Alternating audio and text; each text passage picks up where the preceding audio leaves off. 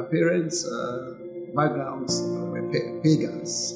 My father had a complete room for adults. So we were raised up from a pagan home. But because of schooling, we have a chance to join the Catholic Church at school, the Catholic school.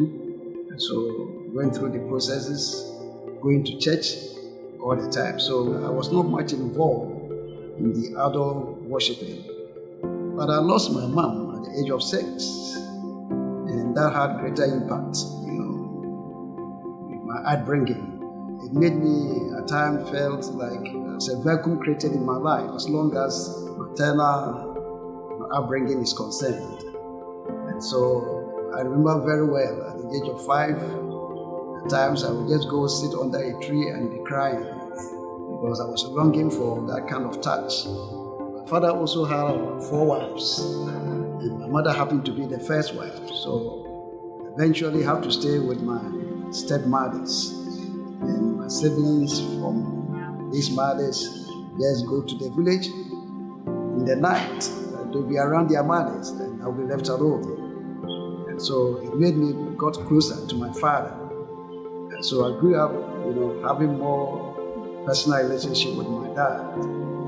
After schooling, I decided to come to the city. And so when I came, I met a friend who was a Christian. And I was bothering him with so many questions. So I remember very well when they asked him, who is free in this life? And so one day he told me that, look, you are fond of questions. Go read the Bible. So that night I decided to read the Bible. And every 3 a.m. I would start reading the Bible till 6. Through that, I got to know that the Lord loves me so much. The vacuum that was created was lifted up. And so within that time, he introduced me to a Christian organization called Challenge Enterprises. And so I was employed there as a sales assistant. And I worked there for a period of 10 years, controlling the warehouse. And one interesting thing that happened in my Christian walk was still after knowing the Lord as my personal Savior, I felt I needed, someone to be in my life. And so I was praying one day. I said, Lord, I don't have anyone helping me in my life. I don't have any uncle. I don't have any brother. Nobody there to help me in life. And as I was praying, deep in prayer, and I heard a voice. The Lord said to me, why are you saying you don't have anyone in your life? I, the Lord, that you have gotten me now, what your father could do for you, I could do more. And the thing that I will do for you, the Father who brought you into this world as a parent can never do that to you. From now onwards, don't ever say you don't have anyone to help you. I looked around and there was nobody, and I knew it was the Lord speaking to me. And so I said, Lord, I'm sorry, I will never say this again. And through that, Lord healed that wound completely. And my life became transformed. And Lord connected me to various people that were so meaningful in my life. And in Challenge, we were doing a lot for the Lord. And so I worked there for 10 years, as I said earlier. And then I resigned in 1990. Then I formed this organization. They all laid on my heart to go into literature ministry. And so I established this Gospel Literature and Mission Mobilization International Center. Initially, I was moving around to institutions and crusades grounds to sell these Christian books and Bibles. And I did that for some time until 2004, that the Lord spoke to me to do other things, and I didn't know what it was. And I also went into prayer, and I heard a voice that I should go to missions. In fact, it was not just a voice, but I saw in a trance that the Lord was coming in His glory through the clouds, and He was moving from the shores. And as I was watching, many were raptured. I tried, and I couldn't. So when I asked, Lord, why is it that I'm not part of those who are being raptured? He said, you have not finished my job. Go to missions and study missionary. And so I have to school for 2 years, study missions, and then also have opportunity to go to Nigeria to study about Christian psychology and management for 3 years. And so when I came back, I got into mission programs, which is the mobilization aspect of missions. And the concept behind this mobilization is to help those missionaries and Christian workers on the field get items that can help them do the work of God effectively. We realized that one of the things affecting missions and evangelism in this part of Africa is resources. And so there was the need to have access to resources, solicit for resources in terms of books, Bibles, tracts, bicycles, motorbikes. And so whilst doing that, just about a year ago, I saw the car, Crusade for Christ. So I approached and we started talking. And he said, Mike, I'm also a missionary down here and we run Bible school. I have tracts. If you can come to my office, I'll give you tracts for free. So wow, this is what we've been praying for. And so I came down here and I met Sir Robert and Brother Isaac. And they gave us that day 30 boxes to start this tract distribution. Initially, we were getting these tracts from Challenge Bookshop. During the COVID time, the Lord said to us that this is the time we need the heart of men. So spread my word. We didn't know where to get them. And we started praying. And so I called Challenge and they said, we are on lockdown. We are not home and we are not in the office. And I said, this is the time that the gospel must go. Nations are looking for answers. And so they said, well, if you can come with police escort, then we can open the warehouse. And I said, we are not coming with any police escort. We are coming there for the tracts. So we went there. First day we took 100 boxes. During the COVID, eventually we were able to collect about 400 cartons from Challenge. And an organization also gave us 70 cartons of Bibles. And the police were helping us to distribute these Bibles during the COVID lockdown period. We get to the police barriers and then we tell them, I said, we are coming to work with you. I said, what are you going to do? So we are sharing Bibles. Oh, we also need them. So they will allow any car passing. They will stop the vehicle. And they will ask you, where are you going? Today we don't allow you to move around like that. And they will ask them, do you have Bible? They say, no, then go and see this team. So they help us distribute the Bibles, about 5,000 pieces, which was very fantastic. And this year, at the beginning of the year, we have this direction, this conviction that we need to penetrate through the churches with the gospel. We realize that the aspect of evangelism is really toned down in Ghana. With the churches, it was a problem and a concern. And so we're praying to see what could be done to get this revival in terms of soul winning. And so we design collaboration form with the churches. So get to the head pastor. So look, we want to see how your church members can be more involved in tract distribution and soul winning. And so if you could sign this form for us. So they were so happy. Baptist Church, Assemblies of God, the Presbyterian and other churches. Our role in this collaboration is to provide you the resources that you need. So some of them giving them 10 cartons, 5 cartons, 20 cartons. And there was this particular guy, he was a musician. He was in the States and he got converted. He came to Ghana to do the work of God and he didn't know where to get these Bible tracts. He was directed to our office. And when he got to know that we can get him the tracts, he will come with his van and load at times 70 cartons, 50 cartons on the streets of Accra, distributing them, going to the villages. So fantastic. And so this year, we actually also embark on this with the churches, collecting these tracts, sending them, come to the office and pick them and do the distributions. One of our major programs also that we are doing this year, which I'm so thankful to God, is to train street lay preachers. We have them always on almost all the corners of Accra and many parts of Ghana.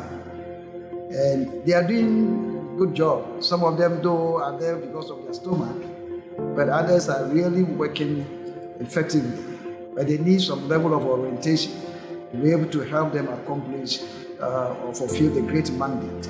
And so we're giving them 3 months training, once in a week. And then when we finish the course, we graduate them. The first batch were graduated on 27th of last month, which is July, about 15 of them. And it's one of the areas we are looking at, that we can have sponsorship to train them all over the nation. We want to do this across board so that we can have more laborers on the field. In fact, we perceive that it's harvest time, the field is already white, the laborers are few. And so why not let's encourage those who are already there and make them, do their work effectively and bring sanity into the system as to how the message must be preached, not just insulting the people. If you do that, you are rather driving them away. You harden their heart. Jesus came because of sinners. And so that is the approach that we are embarking on now to effectively push the gospel within our nation. And so in a nutshell, that's how far the Lord has dealt with me. And I'm so happy that Jesus has surely transformed my life in such a way that I thought I didn't have anyone to be there for me, but the Lord has made me realize that He is more than enough in my life.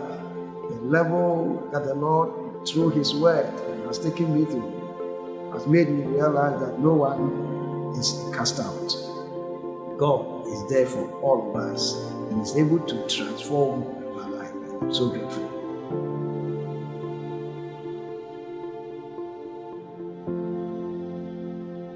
God loves you. It's very fantastic. And I have some aspects coming for that one in quantities, because it's also good for the youth. And I think challenge we're having the local translations. This year we don't have them. There are times we have some in the local dialect.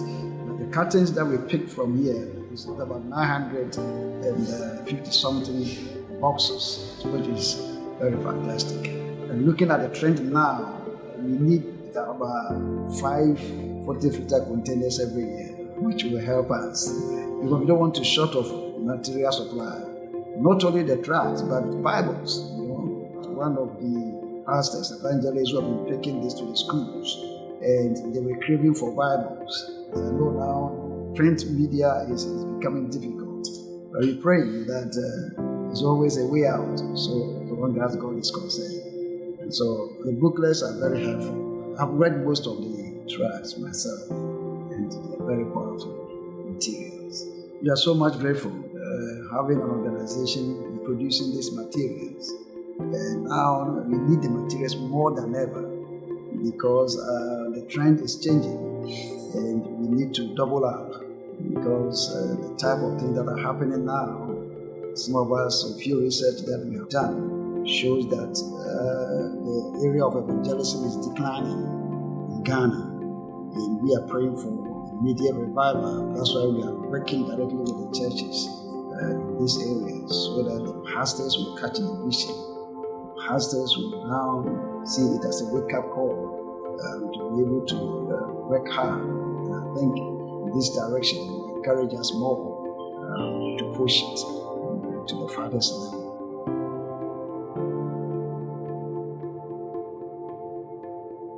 For about 2 years now, I had a burden to look at the journey of the church in Ghana for about 6 decades. And I have been around for some time.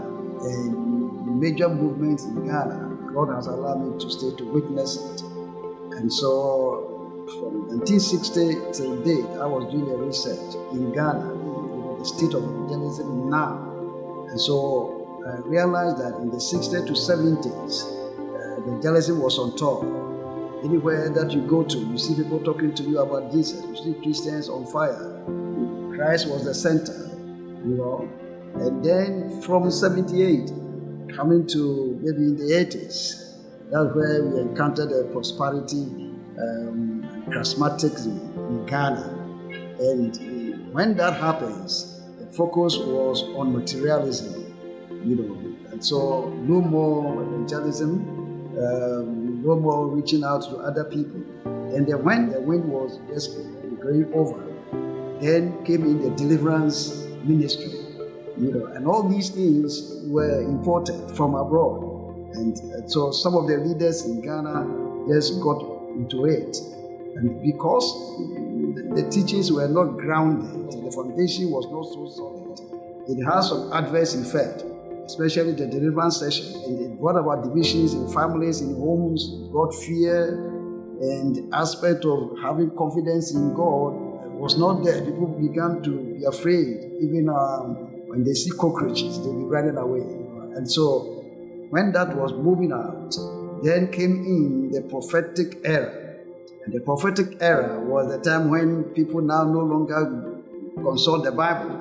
They go to church, they expect the pastor to prophesy, And so now the desire to know the Lord, to grow, was not there.